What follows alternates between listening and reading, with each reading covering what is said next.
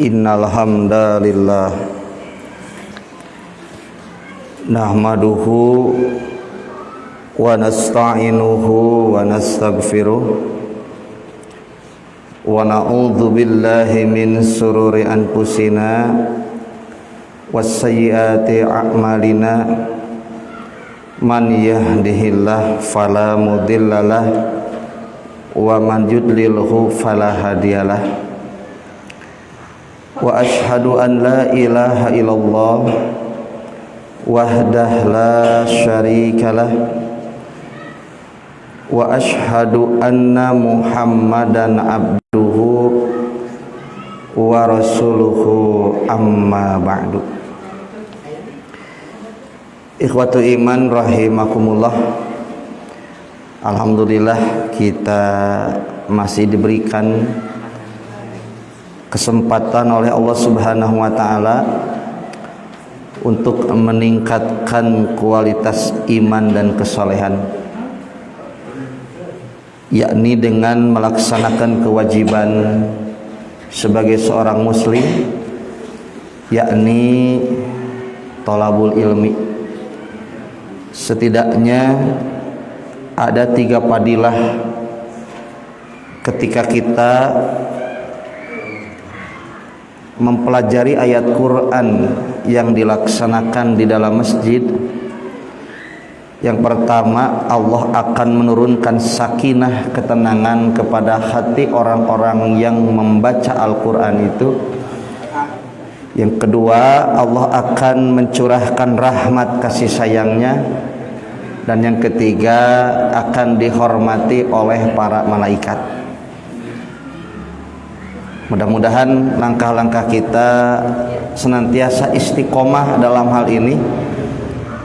Terima kasih yang sebesar-besarnya kepada yang pertama pengatur waktu, moderator kesepuhan, tak lupa ketua PJ dan Qoyimul Masjid Al-Kafah Gading Tutuka 2, beserta para pini sepuh, sesepuh, serta jamaah semuanya yang hadir pada kesempatan kali ini. Kita manfaatkan waktu menunggu waktu Isya untuk menelaah satu surat yang terdapat dalam juz amma. Kayaknya ini surat yang favorit ya, khusus bagi ibu-ibu.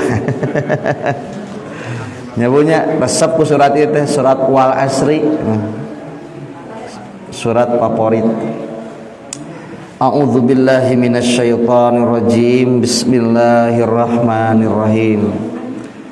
Wal asr innal insana lafi khusrin illal ladzina amanu wa amilus solihati wa tawassaw bil haqqi wa tawassaw bis sabr.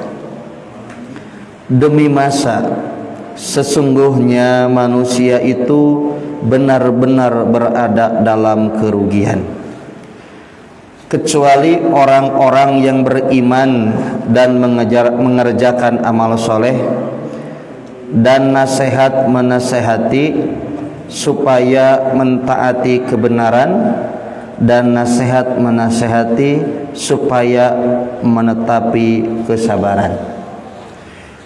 Ikhwatu iman rahimakumullah, kita sekarang berada di bulan apa? Bulan hijriyahnya? Rajabnya, Rajab. Kalau kita perhatikan berdasarkan penjelasan atau keterangan syar'i bahwa bulan Rajab itu di antara 4 bulan yang diharamkan atau bulan yang terhormat atau juga harus dimuliakan,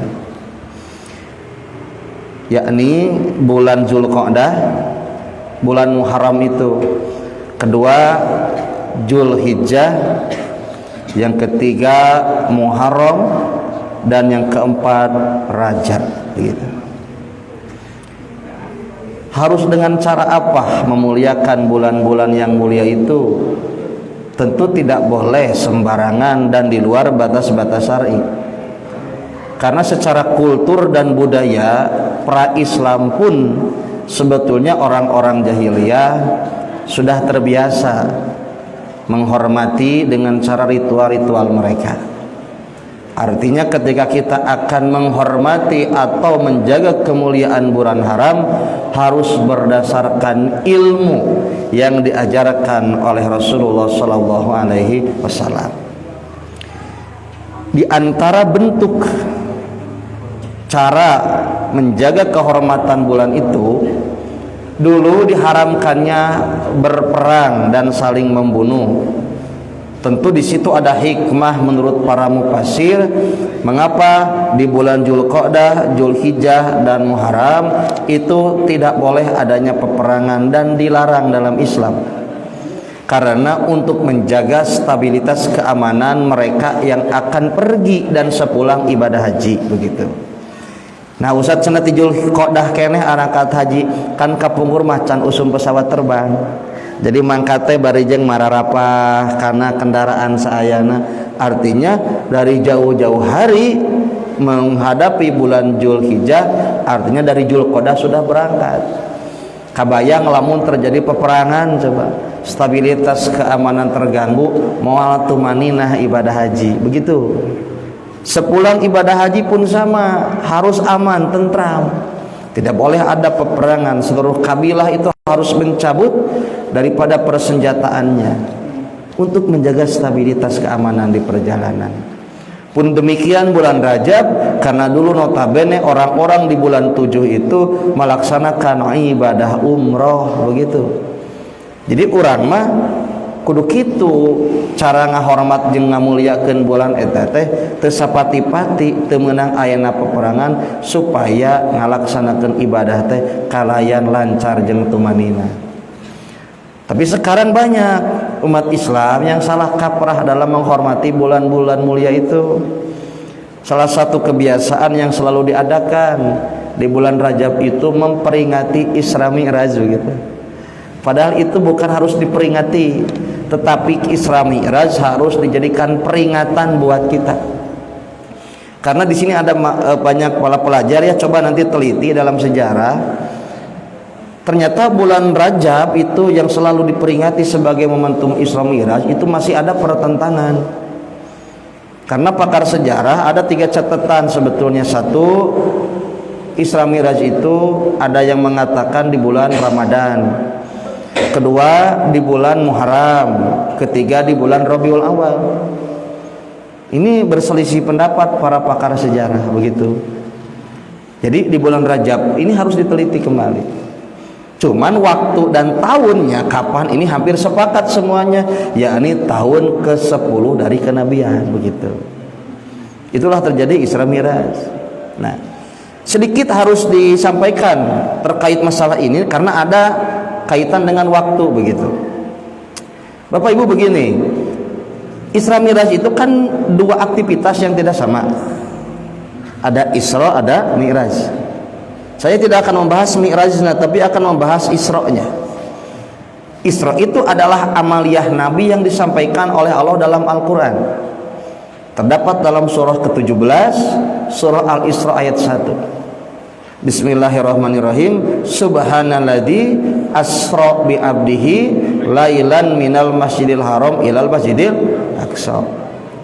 Jadi maha suci Allah yang telah memberangkatkan, memperjalankan Rasulullah sallallahu alaihi wasallam di waktu malam dari Masjidil Haram ke Masjidil Aqsa.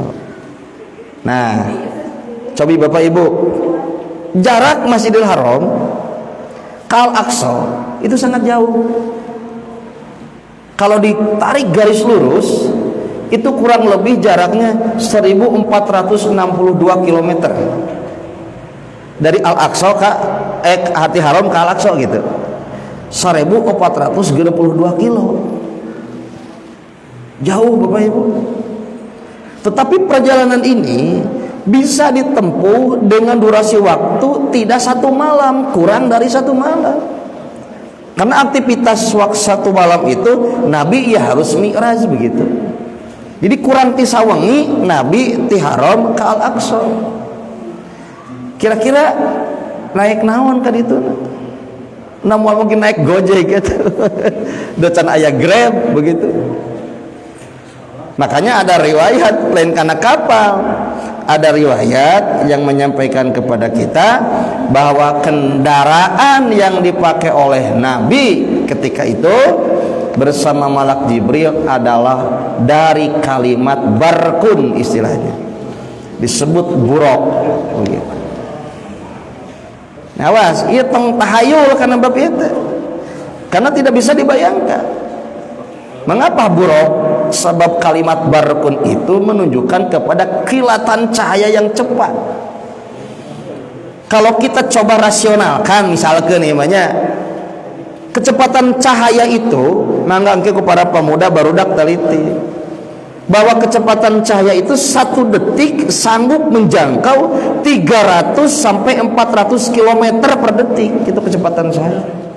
Jadi lamun ibu ngawurkeun senter antal kana tembok tina sumber cahaya, ngebelasatna cahaya eta lamun dirasionalkeun itu kecepatan 300 sampai 400 km per detik kecepatannya.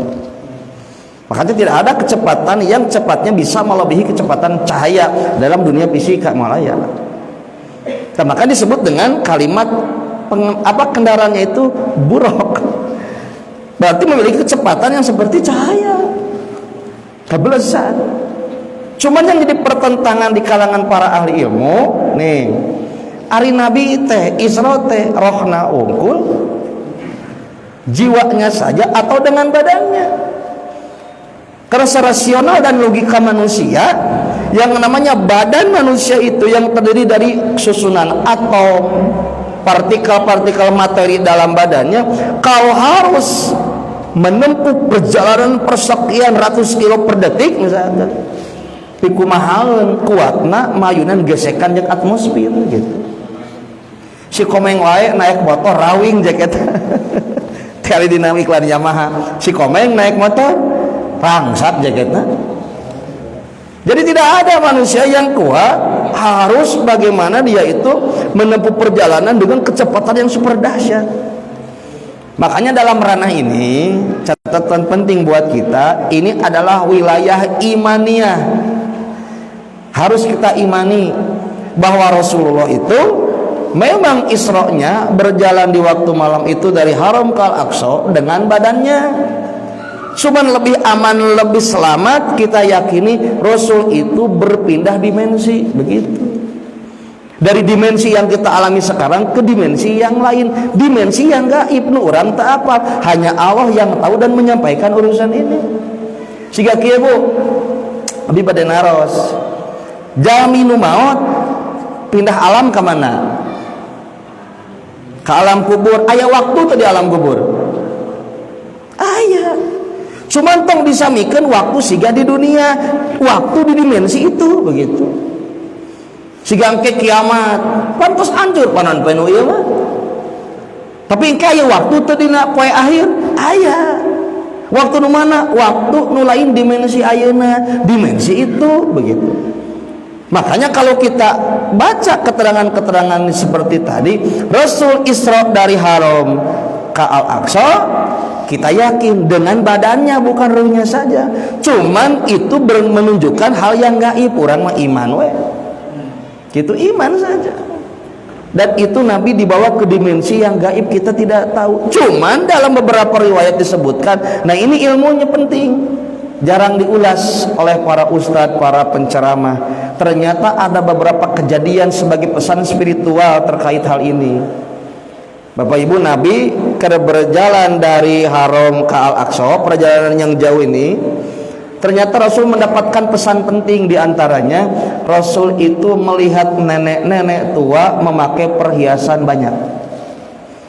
Di sini nanti para ahli hadis mungkin coba teliti lagi. Tapi ini sejarah, ada yang menyampaikan demikian. Jadi Nabi di Haram ke Al-Aqsa ningali nini kolot. Kira aku ngora.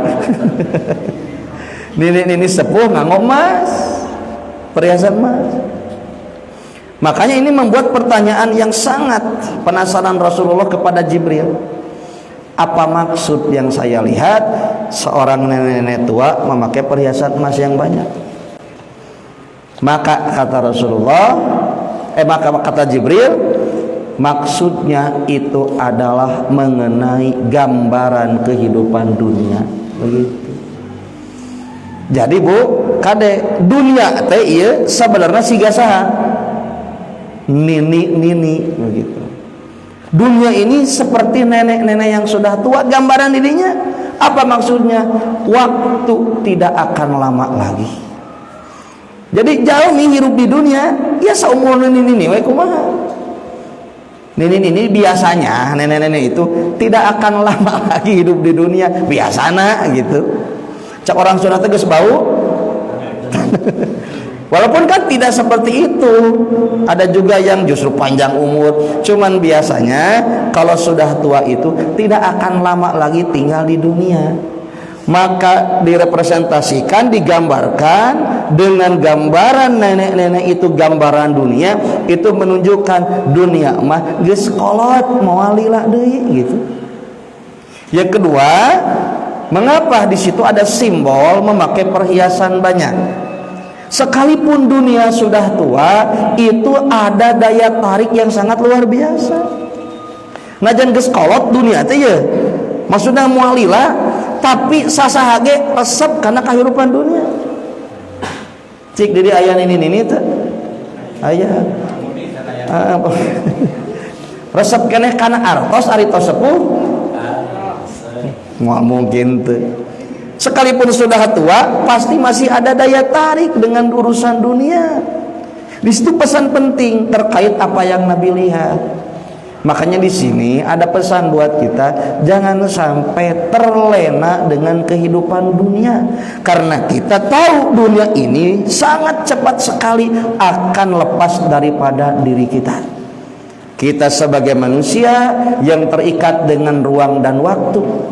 Dan kita yakin waktu ini tentu amanah dari Allah yang harus kita manfaatkan. Jadi catatan di awalnya, pesan dari kisah itu apa? Kade urang di dunia moalami deui. Sadana jalmi sakedap di dunia. Hartosna jatah waktu teh sakedap. Ulah dugi ka urang rugi nalika ku Allah diamanahi urusan waktu. Kedua, waktu itu adalah makhluk. Naon makhluk? Ciptaan Allah, makhluk waktu mah itu. Karena selain Allah itu semuanya makhluk. Cuman waktu itu tidak terlihat begitu, tetapi dapat dirasakan. Jadi waktu teh makhluk. Nu kadua, waktu mah teu kaciri, cuman tiasa karaoskeun waktu. Dan yang ketiga, tidak ada manusia yang bisa mengendalikan waktu, nggak ada. Manusia hanya diberikan kemampuan oleh Allah untuk memanfaatkan waktu. Sebagai contoh, ayeuna ibu ningali jam aya yang muter, ku ibu jebot teh teugal jam eta. Eureun Ustaz jamna, anda eureun jang alatna eureun waktu mah muter. Jadi nggak ada manusia yang bisa menghentikan, mengendalikan waktu, nggak ada. Tetapi kita diberikan kemampuan oleh Allah untuk memanfaatkan waktu. Jangan sampai kita rugi, tidak bisa memanfaatkan waktu. Makanya Allah berfirman dalam Al-Quran terkait surat Al-Asr. Wal asri, naon hartosna? Demi masa. Cok, ieu nu kaopat catatan penting oge. Mudah-mudahan jadi mutiara ilmu. Ayat ini, surat ini sering kita baca. Bahkan yakin ibu matos di luar kepala lah sareng Bapak. Nah, tetapi ingat Bapak Ibu, kalau kita sering membaca Quran, nanti Allah akan berikan mutiara ilmu yang baru. Jadi tong bosan mengkaji Quran. Seperti tika pungkur orang maca wal asri diartikeun teh demi masa, demi waktu. Padahal kalau kita mau menelaah tina Quran istilah waktu teh babalata. Waktu terkadang disebut dengan ad-dahr. Waktu terkadang disebut dengan ayam. Waktu terkadang disebut dengan kalimat al-asr ataupun yang lainnya. Kalau tidak salah, istilah waktu dalam Quran itu Allah mengungkapkan dengan 17 kosakata lebih terkait urusan waktu. Tetapi nah dina surat ieu Allah bet nyandakna teh kalimat wal asri, henteu wal waqti, henteu wasaati, henteu wazamani, tetapi bet kalimat wal asri. Berarti di sini ada ilmu yang sangat luar biasa. Satu, kalimat asri itu sebetulnya bukan waktu pada dasarnya,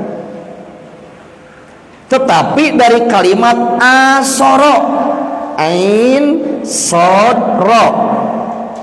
Coba nanti di cross check di kitab-kitab kamus bahasa Arab, arti asoro itu apa?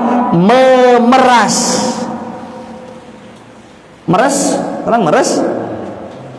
Lamun ibu marut kalapa dihijikeun saran cai, dikocekeun langsung dilebatkeun kana lamak atanapi kain anu kerep, langsung ku ibu dipereut. Tah proses meureut eta bahasa Arabna asoro. Cik bade ngalak naon ibu bieu kikituan teh? Bade nyandak cai pati. Mau mengambil santan dari kelapa yang dicampurkan dengan air tadi. Jadi arti memeras itu mau mengambil sesuatu yang manfaatnya dan membuang sisa-sisa yang tidak bermanfaatnya. Kedua, lamun ibu ningali jeruk peres, diperes ku ibu jeruk teh kan sikina, kulitna jeung cangkangna mah dipiceun. Nu di alama saripati cai jerukna. Nah, dalam bahasa Arab aktivitas itu namanya asoro, meureut bahasa Arab nanti. Asoro teh. Nah, berarti ketika Allah menggunakan kalimat wal asri, nah di situ ada isyarat bahwa kita harus bisa memeras waktu. Jangan sampai waktu itu tidak diperas menjadi manfaat. Maka kalau kita perhatikan hari-hari yang kita lewati, panon poe nuku urang kaciri, da urang jeung orang kafir sarua panon poe nama. Begitu. Bulan yang kita lewati pun sama dengan orang-orang kafir. Tetapi orang yang beriman harus bisa wal asri, ada isyarat waktu tetong diantep da bakal beak terus.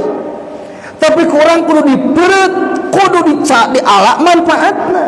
Jangan sampai waktu terbuang sia-sia begitu. Makanya kalau kita tidak bisa memeras waktu mengambil yang manfaatnya, maka kita sudah ditentukan oleh Allah, innal insana labi husri. Jadi waktu teh kieu ujug-ujug do ngaliwat dina kahirupan urang, lamun urang ngantep teu ngamanfaatkeun teu diperesangkan manfaat, ya beak waktu. Rugi we jalma teh. Makanya di sini kalimatnya husrin itu menggunakan bentuk nakirah dengan tanwin husrin. Berarti bermakna umum. Ada yang rugi umurnya, ada yang rugi hartanya, ada yang rugi tenaganya ketika dia tidak bisa memanfaatkan urusan waktu. Sebagai contoh, meni gesit-gesit teuing usaha teh menabung di waktu tua, investasi di waktu tua, geus kolot peyo dawakna gitu. Kapake henteu aset teh, umur geus ngurangan, teu kanikmati maot. Jadi itulah manusia terkadang banyak tamani, keinginan dan angan-angan yang belum tentu dapat dia raih. Kedua, asa geus jagjag. Wah, itu ka dieu tanaga teh teu dimanfaatkeun ibadah. Engkewe cenah ibadah mah geus kolot. Puasa rek nepi wae umur teh ka kolot.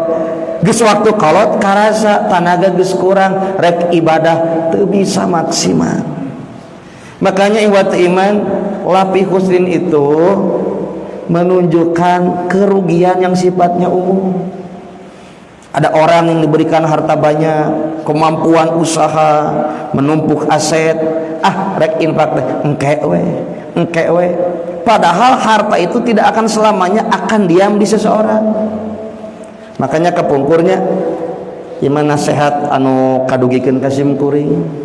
Aya asatid guru orang nu mengeluh terkait urusan ekonomi begitu. Dan nasihat dari Allahu Yarham guru kita semua Ustaz Abdurrahman kepada muridnya, beliau mengatakan moal aya jalma nu salilana miskin jeung moal aya jalma nu salilana beunghar. Itu nasihat guru kita. Jadi itu memang betul kenyataan.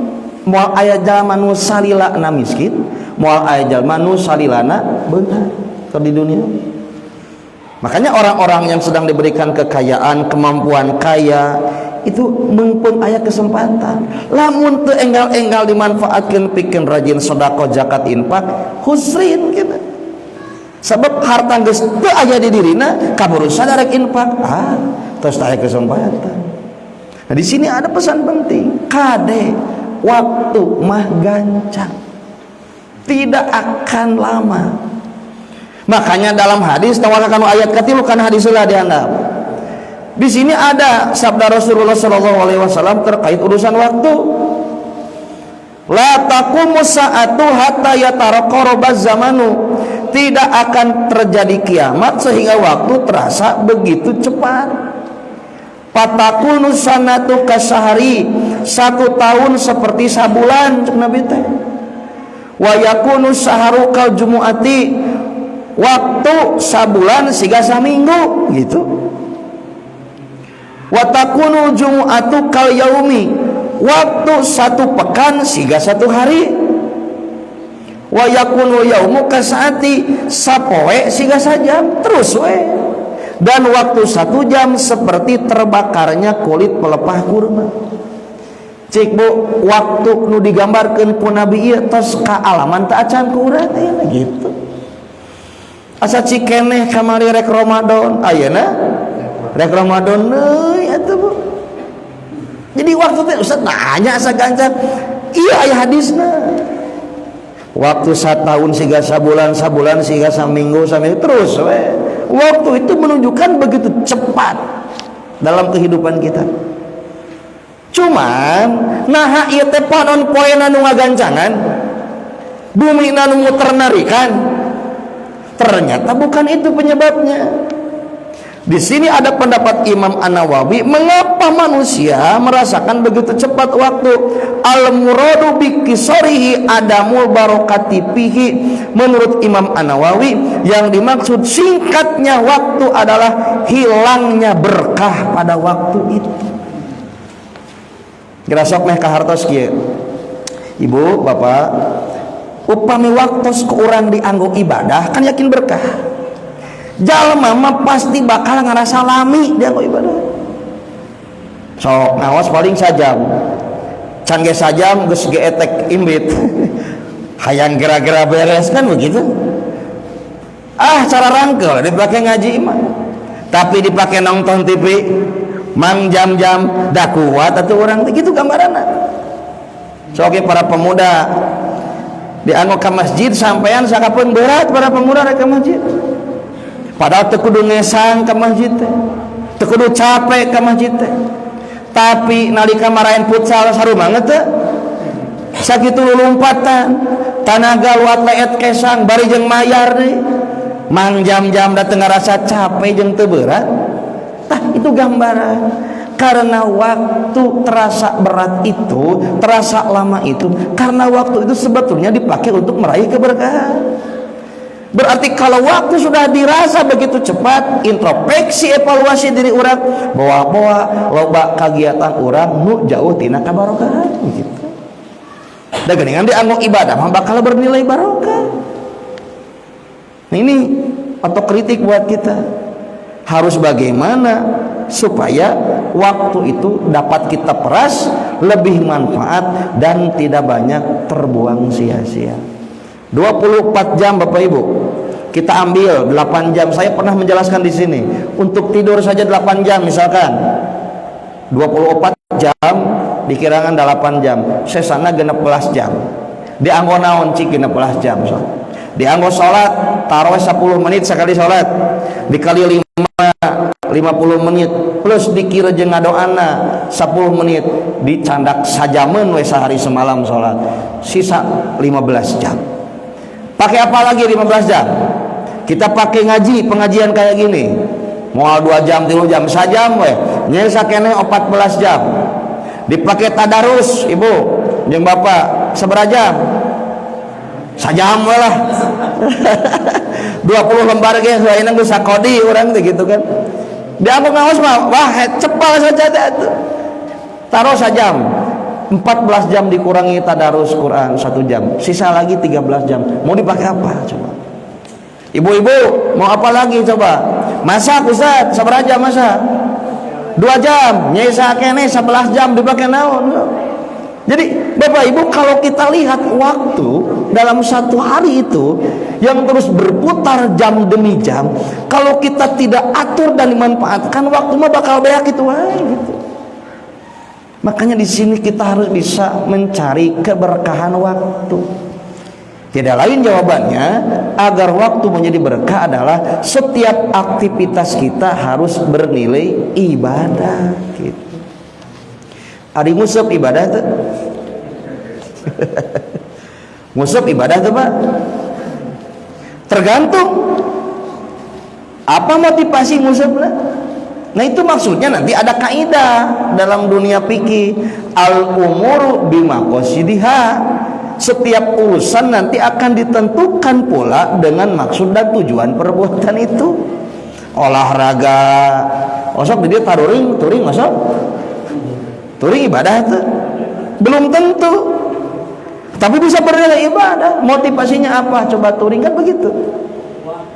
Ibu so ngantar anak ke sekolah, ibadah belum tentu, tapi bisa jadi ibadah. Sampai ada ibu-ibu nunyin status sekarang mah banyak macan ternak. Naon cenah macan ternak? Mamah cantik antar anak lebih kayak gitu nah. Itu kan bisa jadi ibadah, Bah. Kalau memang niatnya nganter orang kali ngirari ilmu, henteu banyak ngagosip di tempat nganter budak teh, gitu. Henteu aya pidosaeun, itu akan bernilai ibadah. Jadi nanti tergantung aktivitas kita ini mau jadi ibadah atau enggak. Al umuru bimaqasidiha. Dikaitkan dengan hadis innamal a'malu binniyat. Seluruh amal-amal kita ini tergantung kepada niat kita, begitu. Makanya bapak sok nu kasab, nu kerja, nu usaha, niatkan ibadah. Sabab pahala mah pasti, gitu. Keun bati mah kumaha Allah. Cuman kalau sudah niat ibadah, pahala mah pasti. Ibu status di identitas bukan guru, bukan wirausaha, tapi ibu teh ibu rumah tangga, jangan minder. Di surga nungkul ibu rumah tangga teh kelelawar. Mulia ibu teh dengan ibu rumah tangga itu. Karena apa? Di situ nanti ibu banyak memanage waktu sehingga waktu itu benar-benar dimanfaatkan pikeun ngurus keluarga, begitu. Asal hiji tong ngarasula, apa ngarasula? Ambak-ambakan ngurus keluarga. Nah, berarti begini, kalau sudah manusia tidak husrin, berarti keluar dari zona kerugian. Kalau sudah keluar dari zona kerugian, berarti sudah ada di titik aman. Karena Allah menggambarkan dunia ini amat singkat sekali dalam surah Al-Hadid ayat 20. I'lamu annamal hayatud dunya la'ibun walahun wazinatun watafakhurun bainakum watakasurun fil amwali wal aulad kamasali goisin a'jabar kuffara nabatuhu summa yahiju patarahu musfarron summa yakunu khutaman wa fil akhirati adabun syadidun wa magfiratun minallah wa ridwanun wa mal hayatud dunya illa mataul ghurur. Ketahuilah bahwa sesungguhnya kehidupan dunia ini hanyalah permainan dan sesuatu yang melalaikan, perhiasan dan bermegah-megah antara kamu serta berbangga-bangga tentang banyaknya harta dan anak. Tah kitu tah dunia mah. Jadi permainan dunia mah, kalalayan, papaes atau nabi perhiasan, bermegah-megah, saling berbangga, segitu dunia. Sakitu gitu nah.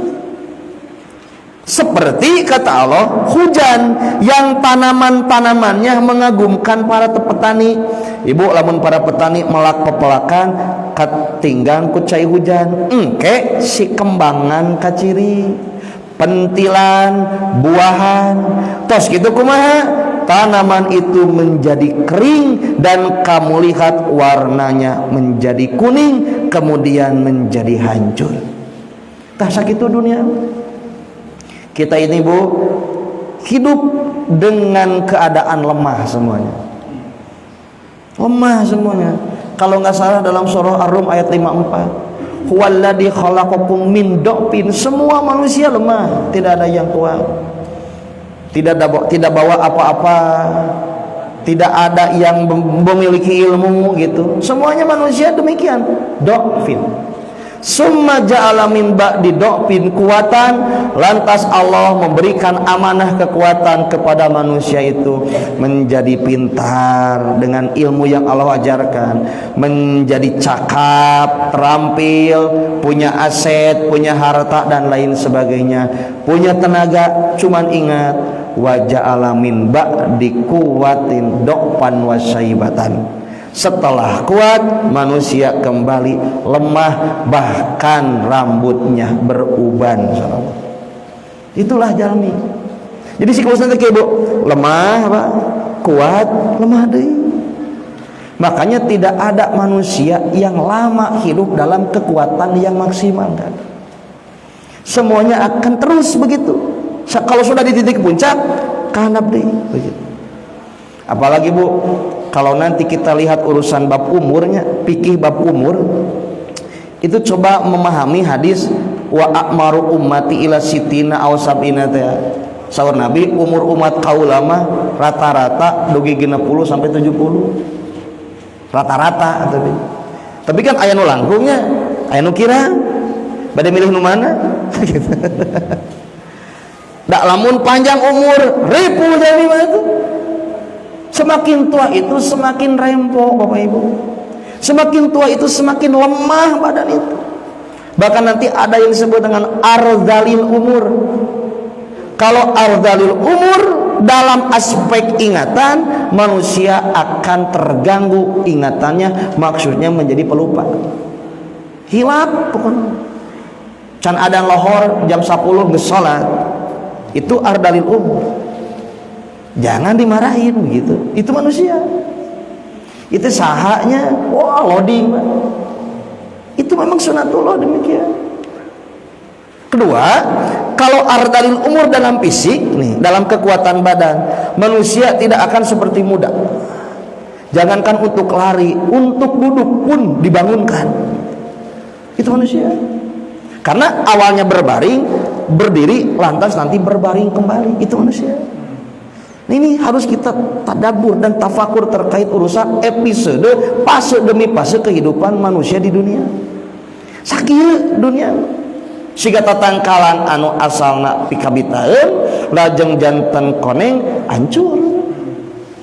Ibu 100 tahun ke depan di tempat yang kita injak ini sudah ditempati oleh orang-orang yang enggak tahu mereka siapa.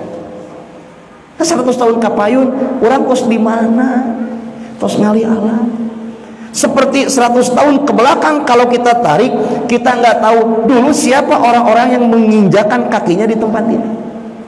Orang tengges tadi sebut-sebut deh, orang tengges dipohokeun ku batu. Jadi naon kudu dibanggakeun dina kehidupan dunia. Dunia ini tidak lama begitu. Makanya surah Allah nanti di akhirat ada satu adab, ada ampunan dan keridhaan Allah. Jadi begini maksudnya, terkait urusan waktu jangan sampai menjadi abdu dunia kurang, tapi harus pertahankan menjadi abdullah, hamba Allah yang bisa memanfaatkan dunia untuk kehidupan akhirat. Nah di kita sok dibalik. Ibu nah meni sumanget salat duha meh lancar rezeki dibalik gitu tuh. Kuduna cing lancar rezeki meh sumanget salat duha gitu. Ya kan sok gitu urang mah alasanana salat duha hayang payu jualan salah gitu. mending payukeun jualan ngame husu salat duha gitu.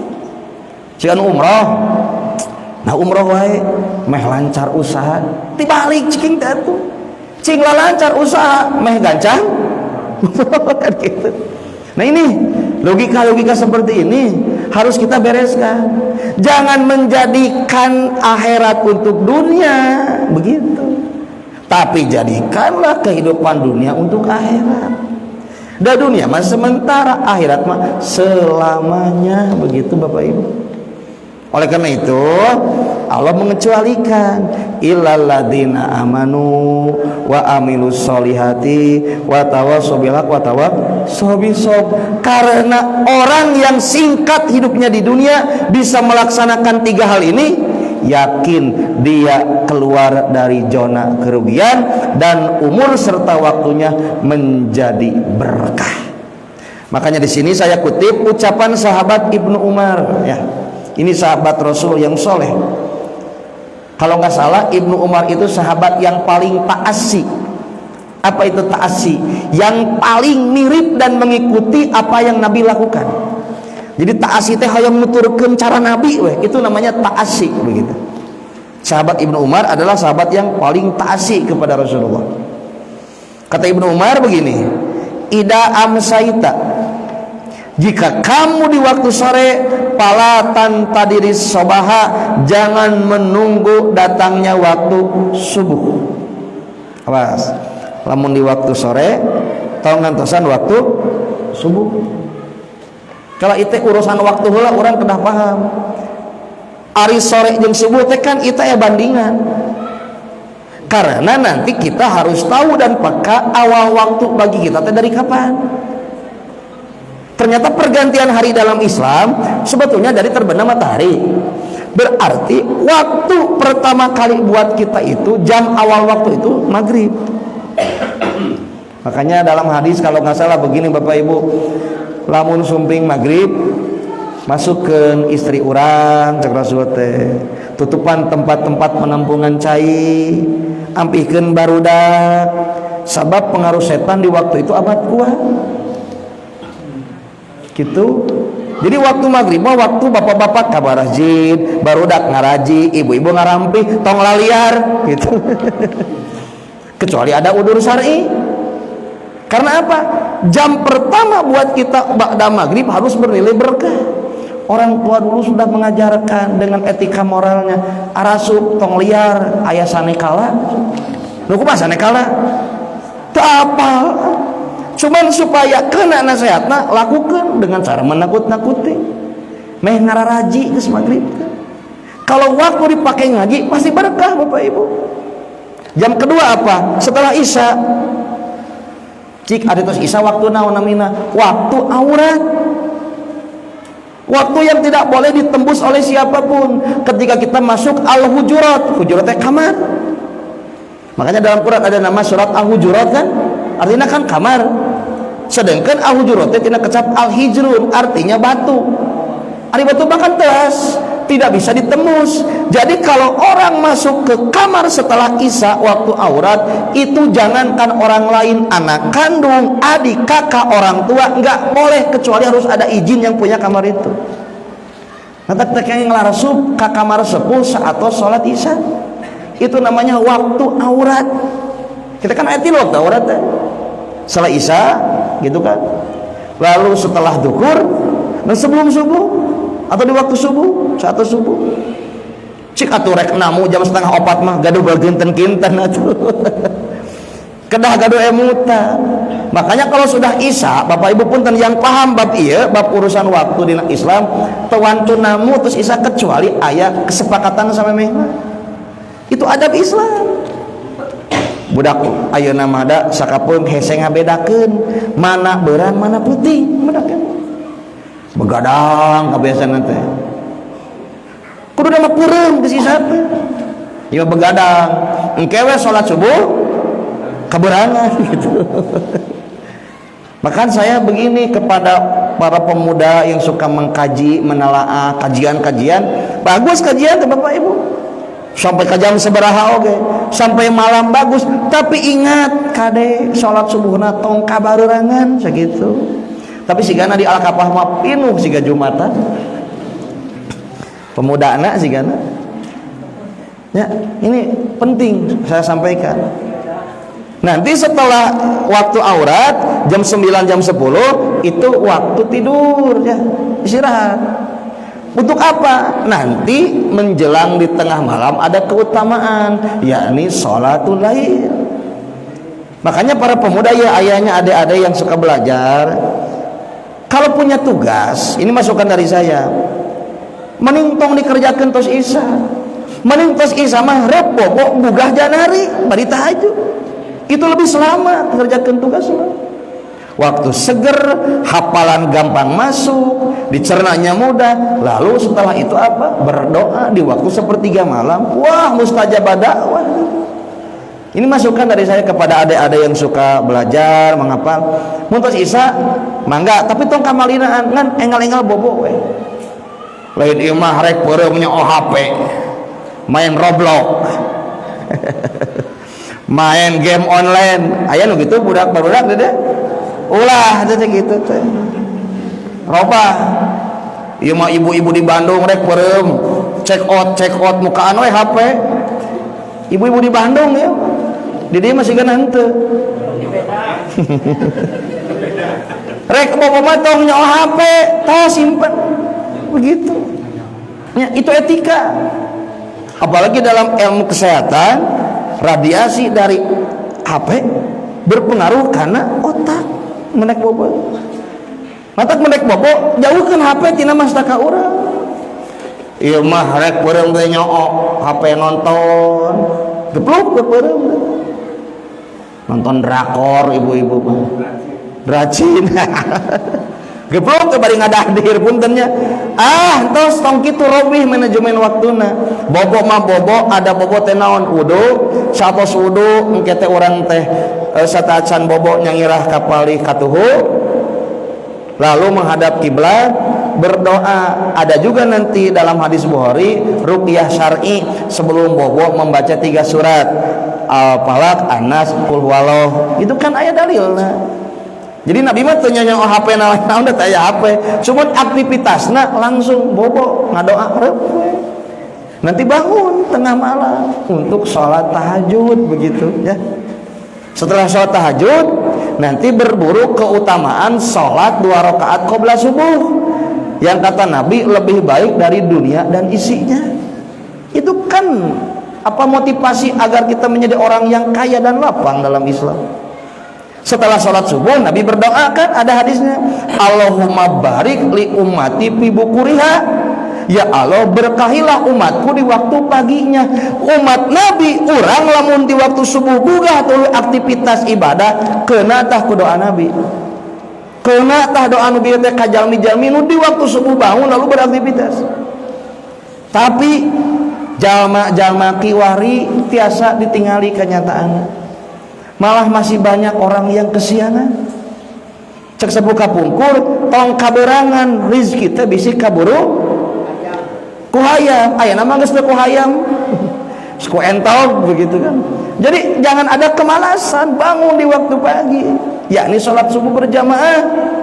Itu kan keberkahan waktu namanya.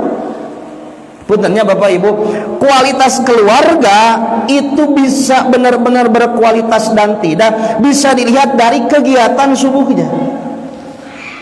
Kalau satu keluarga itu bisa dikatakan orang yang benar-benar berkualitas, tinggal ya subuhna. Istrina tos bangun memeh sholat subuh, suamina apalagi sudah berdoa munajat kepada Allah sepertiga malam, lalu sholat subuhnya berjamaah, barudakna sami. Berkualitas itu umat Islam.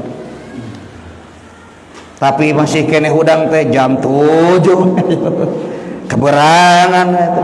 Rek kumaha berkualitasna berkah dina waktu begitu. Ini penting buat kita. Jadi otokritik saja. Kalau umat Islam masih bisa merubah sejak dini urusan itu sukses secepatnya. Nah, eta teh bisa jadi ka urang teh henteu barokah hirup teh gitu. Nanti masuk lagi waktu duha, kan ada sholat duha. Masuk lagi nanti waktu siang. Nabi sebelum duhur pernah tidur siang, disebutnya qailulah. Ari urang mah qailulah teh bobo siang teh engko sholat lohor, kudang rek maghrib gitu.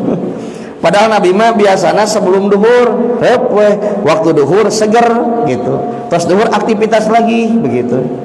Ari urang mah tos duhur biasa. Ya silakan, asal meme asar gugah begitu.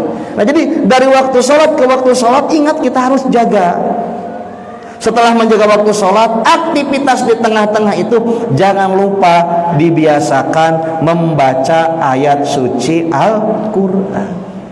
Bapak Ibu sayanya sahabat Rasul dulu bisa menghatamkan Quran dalam durasi 1 minggu. Ibnu Abbas itu kan, Abdullah bin Mas'ud 7 hari bisa hatam Quran. Karena apa? Gampang. Batasan sahabat itu karena sudah terbiasa. Tapi minimal urang mah umat Rasul tina sabulan sakali mah hatam Quran. Jadi lamun sabulan sakali hatam Quran, metodena nyamangga teu langkung ibu. Cuman ku logika sehari sajuz wae berarti sabulan teh tamat 30 juz segitu. Ulah sampai ka banyak waktu terbuang sia-sia. Ibu kata osok tamat Quran teh iraha Ramadan, berarti tamat hatam teh setahun. Tahu setahun sekali, sabulan sekali mun biasa. Biasakan baca Quran. Setelah sholat, sebelum sholat di rumah, ke anak-anak ingatkan baca Quran begitu. Sebelum sholat subuh, setelah tahajud baca Quran. Di sela-sela aktivitas santai baca Quran, karena dengan membaca Quran waktu itu menjadi berkah begitu diantaranya. Jadi banyak bu aktivitas yang bernilai berkah, diantaranya nusok dihilapkeun teh jauh tina bacaan Al-Quran. Kamu atau ibu seueur nyalselah di bumi pamitos beberes di rumah, sok mushaf Quran teh buka. Makanya tidak bangga kalau mushaf Quran masih bagus, berarti tadi tel-tel acan gitu. Nu saya mah nu kalecek, wah berarti saya dibulak-balik ta mushaf teh. Ya, siap punya an aqra al-Qur'ana kulla yaumin, bacalah Al-Qur'an setiap hari. Kalau bisa sehari sajuz. Gampang dibagina 20 lembar sajuz teh, tiap tos salat 2 lembar 4 halaman, sanggup teu gitu. Ari kitu mah da scroll HP, hayo emang jam-jam gitu bosan-bosan. Coba ayeuna alihkeun baca Quran, ngameh berkah begitu.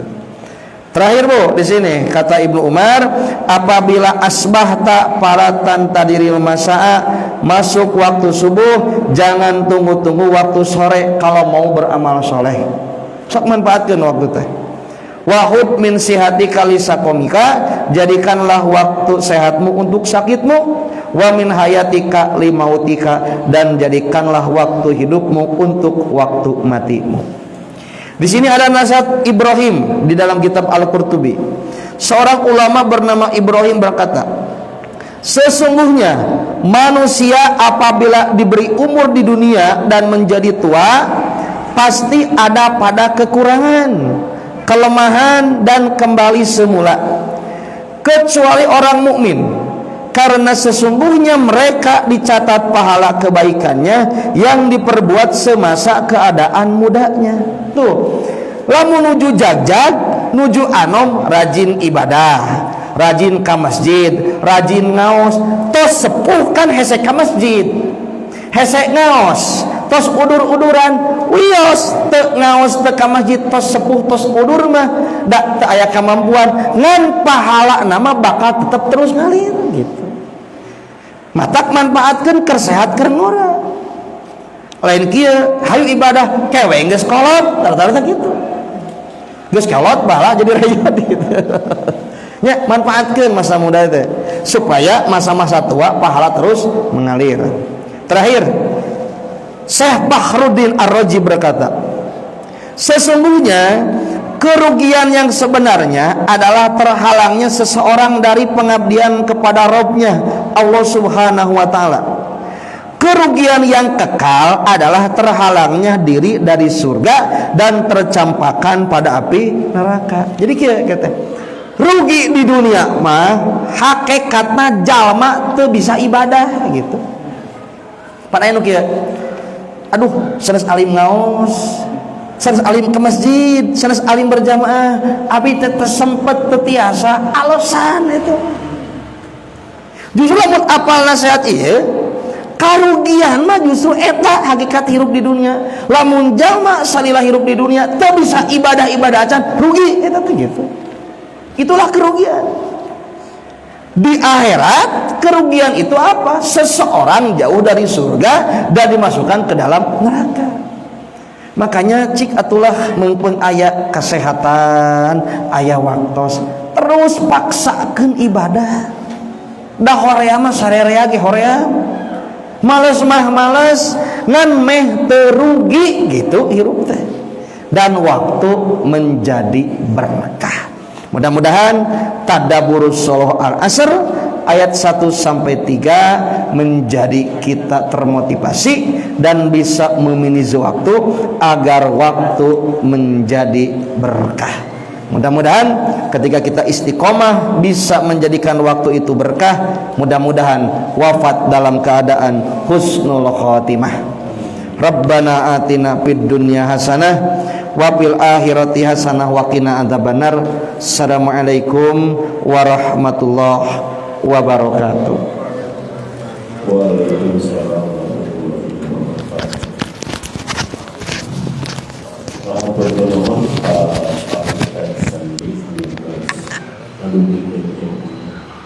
Mudah-mudahan surah sebagian biasa menjalankan naon bisa amal ibadah orang ditingkatkan. Tentu poin doa robbana dolana bersama wa inna amalan hasirin robbana atina fid dunya hasanah wa fil akhirati hasanah wa qina adzaban